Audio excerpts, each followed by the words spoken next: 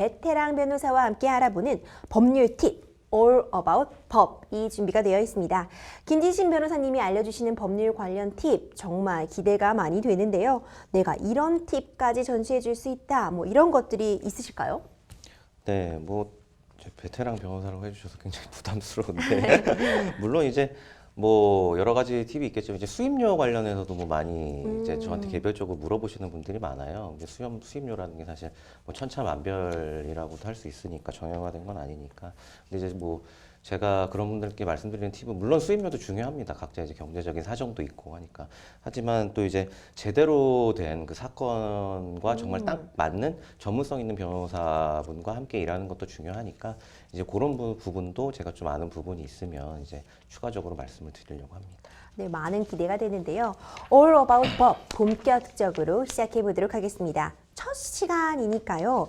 가장 많은 분들이 궁금해하실 것 같은 그런 주제 선정해 봤습니다. 변호사는 어떻게 선임해야 하는가? 이거 준비해 봤거든요. 뭐 고소를 하게 되었을 때 내지는 뭐 고소를 당했을 때 갑자기 변호사가 필요할 때 어떻게 하면 될지 좀 궁금해하시는 분들이 많더라고요. 네. 일단은 제가 이제 용어부터 조금 설명을 해드리면 좋을 것 같아요. 이제 많은 분들이 이렇게 많이 물어보셔서 이제 항상 저한테 전화를 주시던지 뭐 상담을 오시면 뭐 고소하고 싶어요. 이제 이렇게 말씀을 많이 하세요. 근데 이제 내용을 들어보면 이제 형사 사건인 경우도 있고 이게 이제 민사 사건인 경우도 있는데 일반적으로 이제 고소라고 다 뭉뚱그려서 많이 의뢰인분들이 말씀을 하시는데 고소라고 하면 이제 형사 사건 상의 어떤 그 피해를 당하신 분이 이제 상대방을 이제 어떤 형사 사건 절차에 이제 끌고 오는 이런 걸 이제 정확히 말하면 고소라고 할 수 있고요. 당사자 간에.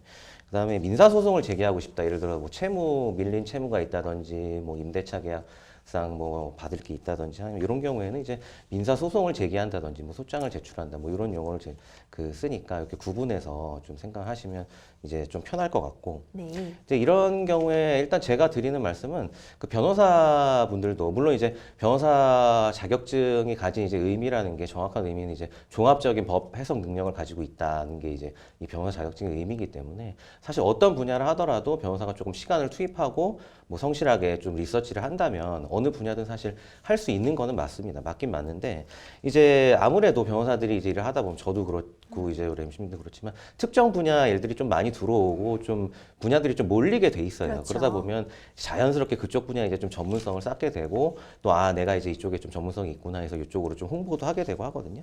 그래서 아무래도 자연스럽게 생긴 전문성들이 각자 변호사들이 있기 때문에 이런 자기 이제 상담 케이스에 맞는 예를 들어 뭐 이혼이면 또 이혼 쪽을 많이 하신 분들이 있고 뭐 건축이면 건축 쪽을 많이 하시는 분들이 있으니까 일단 이런 분들이 아무래도 사건 이제 진행 양이 많다 보니까 좀 더 구체적으로 알고 계시는 것도 많고 실제 이제 성공 사례도 많고 하니까 일단 이런 분들한테 찾아서 한번 상담을 받아보시는 게 좀 더 시간을 절약하는 방법이 될 것 같습니다.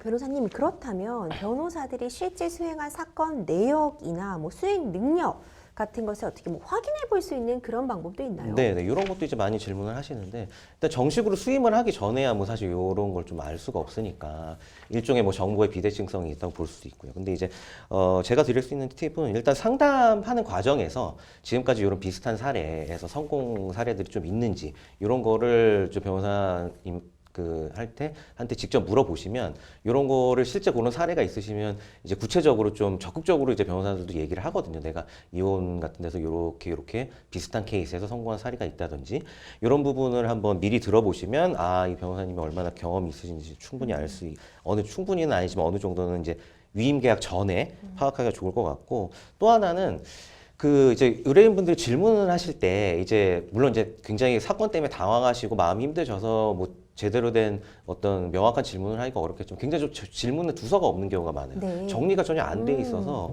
제가 오히려 정리를 해야 되는 경우가 많거든요. 그렇게 하지 마시고 좀 차분하게 변호사한테 요런 거를 물어보겠다. 뭐 테스트를 하는 마음도 좋고요. 그래서 미리 조금 상담 전에 질문을 구체적으로 정리를 해 가시면 이 변호사님이 얼마나 전문성이 있고 이 분야 경험이 많으신지를 좀 미리 체크하는 데 도움이 될 것 같습니다. 굉장히 좋은 팁 알려주고 계신데요.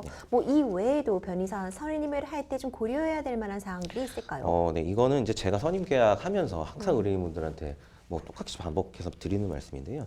그 변호사하고 의뢰인 간의 관계는 잘 아시다시피 위임 계약이잖아요. 이 위임 계약의 어떤 시초 자체가 우리 로마법상에 옛날에 이제 로마에서 장군들이 이제 전쟁이 많으니까 전쟁을 하러 갈 때 자기 가족들을 이제 맡기고, 그러니까 남아있는 가족들을 돌봐달라고 한 데서 시작된 데가 이제 위임 계약이에요.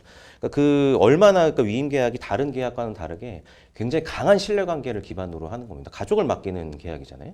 그 가족 정도도 맡길 수 있을 정도의 신뢰를 갖고 있는 계약이기 때문에, 그래서 변호사를 선택하실 때는 일단 굉장히 신중하게 하시되, 한 번 믿고 위임 계약을 하게 되시면 끝까지 믿고 기다려 주시는 것도 굉장히 중요할 것 같아요. 왜냐하면 변호사들이라 하면 기본적으로 이 위임 계약의 의미에 대해서 너무나 잘 알고 있거든요. 그렇기 때문에 이런 것도, 그러니까 너무 이제 뭐 중간중간에 어떤 변호사보다 물론 갈등이 있을 수는 있겠지만 신중히 고르셨다면 한번 그 변호사님을 믿고 기다려 보시는 것도 굉장히 중요할 것 같습니다. 결국 변호사와 의뢰인 간의 신뢰 관계가 맞습니다. 중요하다, 네, 이런 네. 말씀해 주신 것 같아요. 굉장히 좋은 팁들 전수해 주셔서 감사합니다.